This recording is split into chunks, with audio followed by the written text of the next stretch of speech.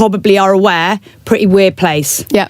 And I was thinking, actually, realistically, if that happened on a tube, I don't think even people would look up. Probably not.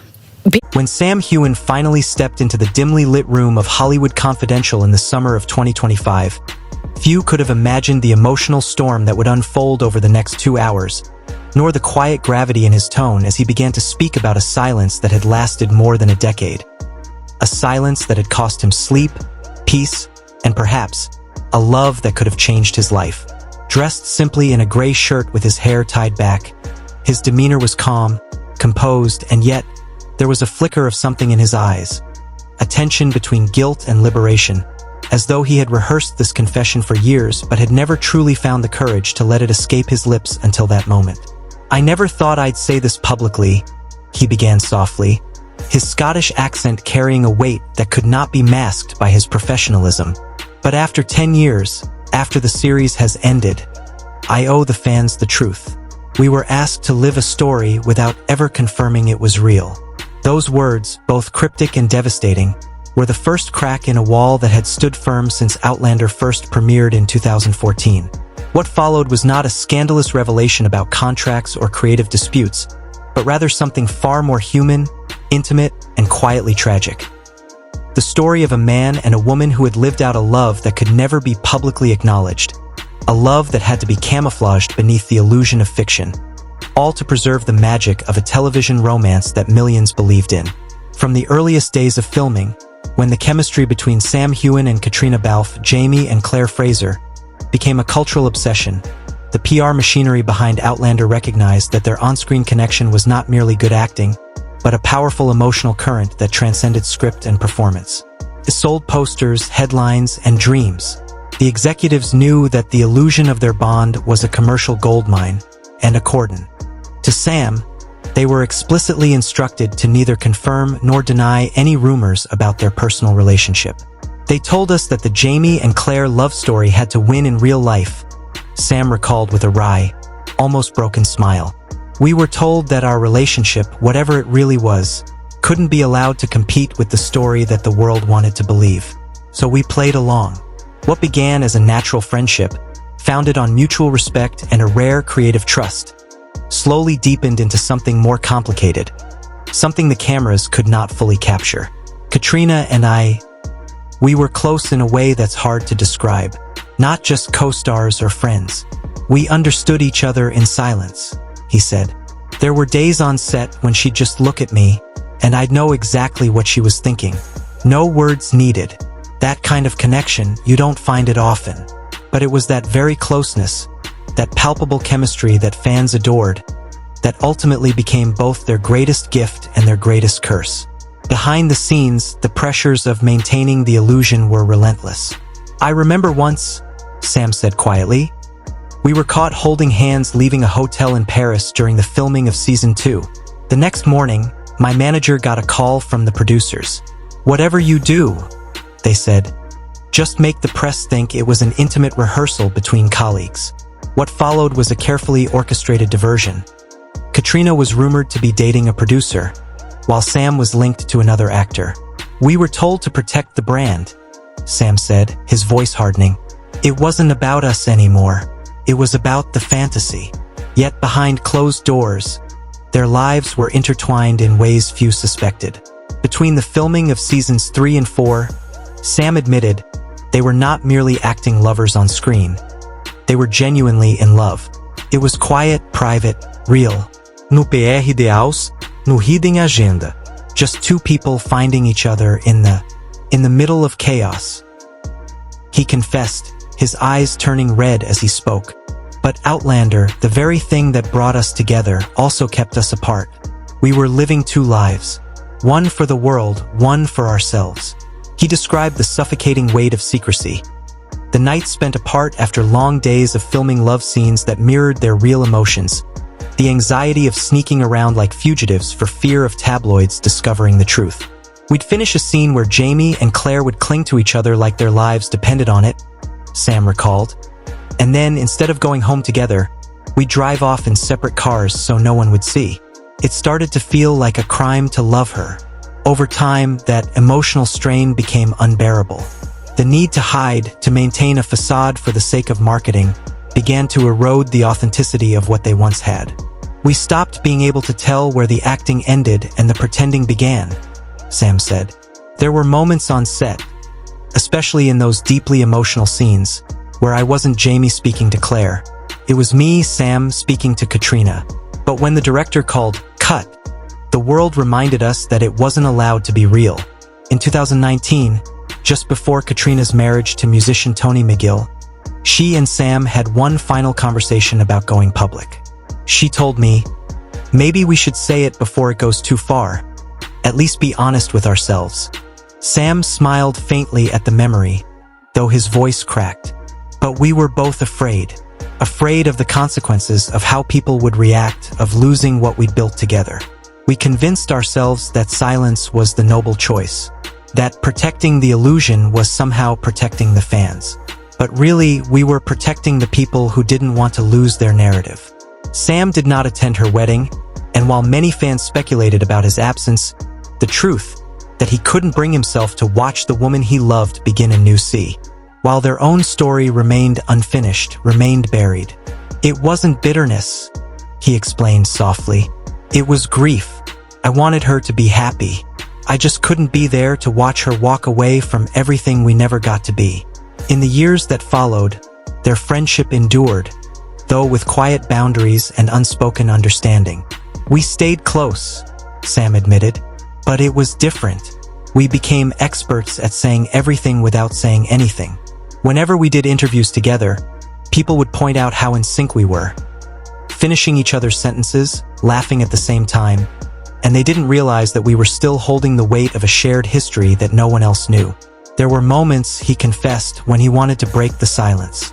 When she won the BAFTA nomination, I almost posted something real, something about how proud I was not just of her work, but of her courage. But I deleted it before hitting send. I still don't know why. Maybe because I knew she'd moved on, and I hadn't. Now, with Outlander finally over and the fictional love story of Jamie and Claire concluding its epic run, Sam's decision to speak openly wasn't about scandal or sensationalism. It was about closure. People think actors just move on when a show ends, he said. But when you've lived inside a story for that long 10 years of pretending, performing, hiding, it changes you. You start to question what was real and what was scripted. I needed to tell the truth, not for the headlines, but for myself. Because silence can turn into a prison if you keep it too long. He paused, taking a deep breath. Caitriona and I built something together, not just a show, but a connection that existed between the lines. It wasn't perfect, but it was real. And for all the secrecy, I'll never regret that. The irony of their story, two actors whose greatest act of love was pretending it didn't exist, was not lost on him. Sometimes I think about what might have happened if we just told the truth, Sam mused, looking out the window as if addressing a ghost. Maybe the world would have understood, or maybe it would have destroyed everything. I'll never know. But I do know this, she made me better, as an actor, as a man, as someone who learned that love isn't always meant to be seen. Sometimes it's meant to be lived quietly, in the spaces between takes, in the pauses no one notices. His confession, though measured and dignified, carried the unmistakable ache of unfinished love. There was no bitterness in his words, only gratitude and a trace of lingering melancholy. If I could speak to her now, I'd just say thank you, he said finally. For every moment we had to hide, for every laugh we couldn't explain, for teaching me that real love doesn't need validation. It just needs truth. As the interview drew to a close, Sam stood up, his composure unbroken but his eyes glistening with a rare vulnerability.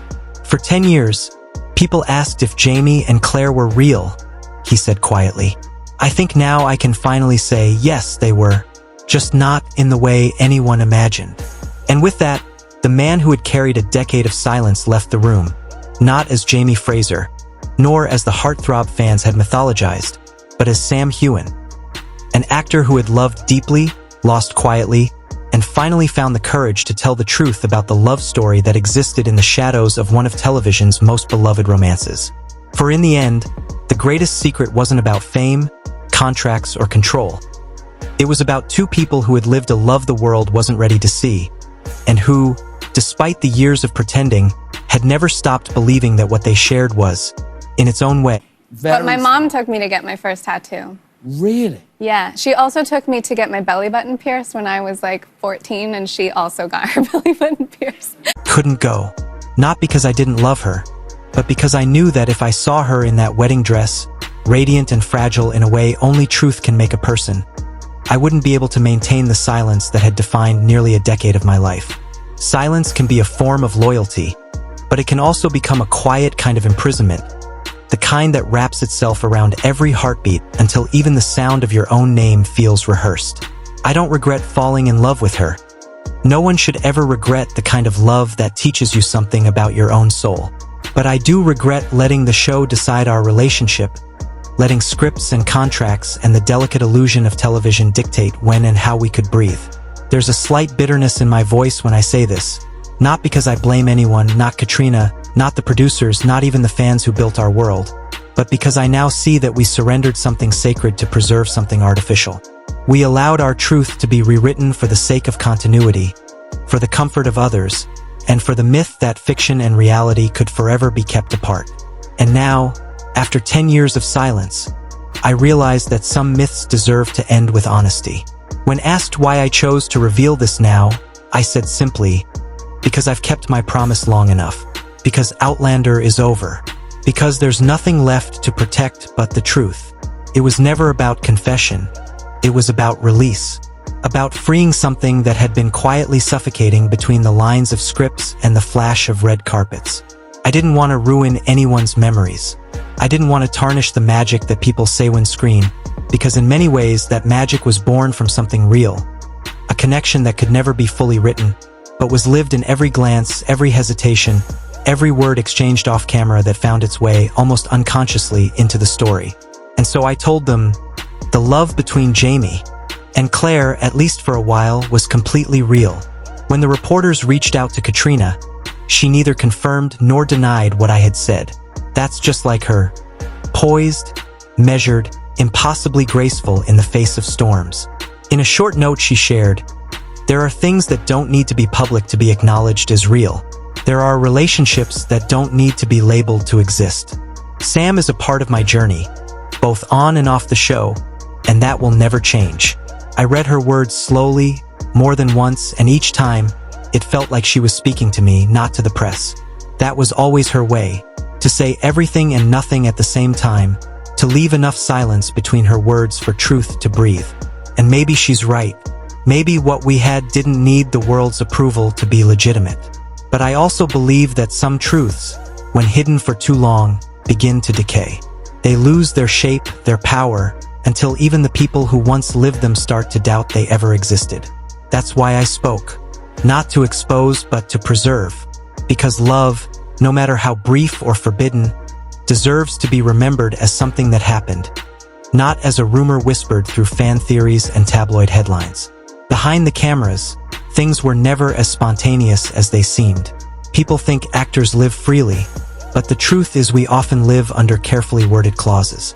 Both Caitriona and I signed several morality agreements over the years, contracts that dictated not only how we behaved on set but how we existed beyond it.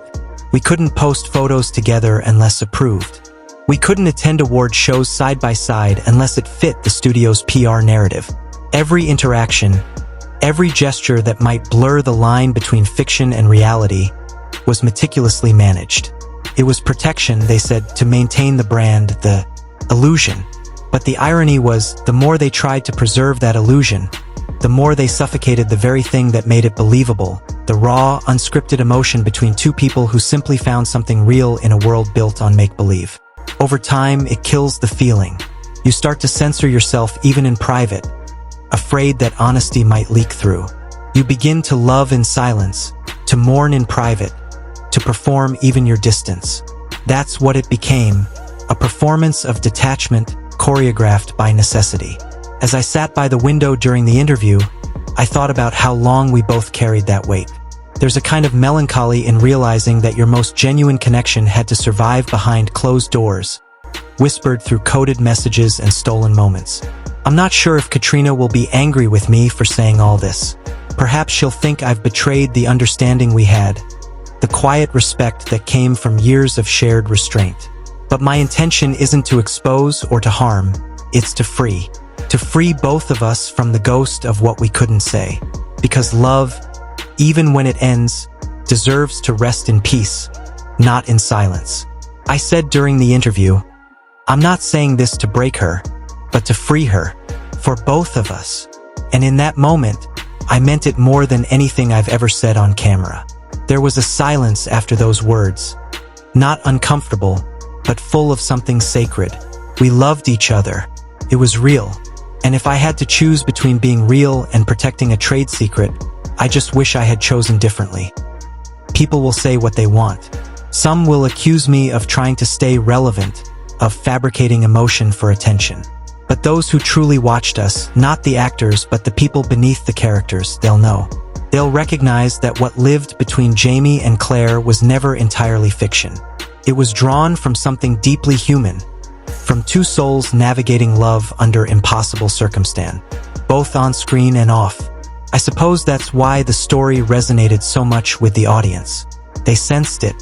They felt the current of something unspoken that no amount of directing or scripting could manufacture. And perhaps that's what makes it all so haunting now, that art and reality became so intertwined that neither of us could fully separate one from the other without losing something.